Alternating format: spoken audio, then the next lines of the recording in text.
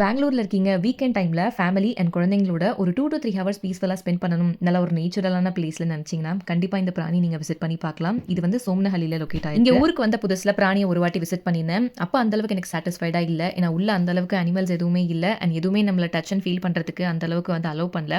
But இந்த வாட்டி போயிருந்தப்போ ரொம்ப ரொம்ப நல்லா இருந்தது. நெறைய அனிமல்ஸ் வந்து ஆட் பண்ணியிருக்காங்க. எல்லாமே பார்த்தீங்கன்னா, பொறுமையா நம்மள கூப்பிட்டு உட்கார வச்சு எக்ஸ்ப்ளைன் பண்ணி ஒரு அனிமலையுமே நம்ம டச் அண்ட் ஃபீல் பண்ண வச்சாங்க. அந்த ஒரு டிஸ்கம்ஃபர்ட் போகணும் அப்படிங்கிறதுக்காக பொறுமையா ஒண்ணும் பண்ணாது. இப்படி தூக்குங்க, எப்படி ஹேண்டில் பண்ணணும், இந்த மாரி எல்லா விஷயங்களுமே அழகா எக்ஸ்ப்ளைன் பண்ணி, ஒரு நல்ல டைம் பாஸா போச்சு. டிக்கெட் வந்து பெர் பெர்சன் வந்து ₹400 வரும்.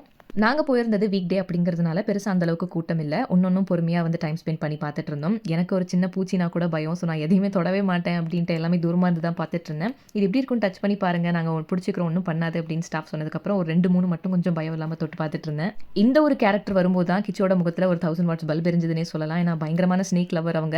எனக்கும் அதுக்கும் ஆகவே ஆகாது. அதனால தூரமா நின்னு வீடியோ எடுத்ததோட ஓகே. லாஸ்ட்டா இந்த பேர்ட் பிளேஸ்க்குள்ள அலோவ் பண்ணியிருந்தாங்க. ஒரு 10 மினிட்ஸ் வரைக்கும் இருந்திருப்போம். எல்லாமே அழகா வந்து மேல உட்கார்ந்துட்டு இருந்தது. கிச்சியோட கையில தான் நெறைய வந்து உட்கார்ந்திருந்தது. ஏன்னா அவங்க கை அசைக்காம அப்படி வாங்க அப்படின்ற மாரி கூப்பிட்டுட்டு இருந்தாங்க.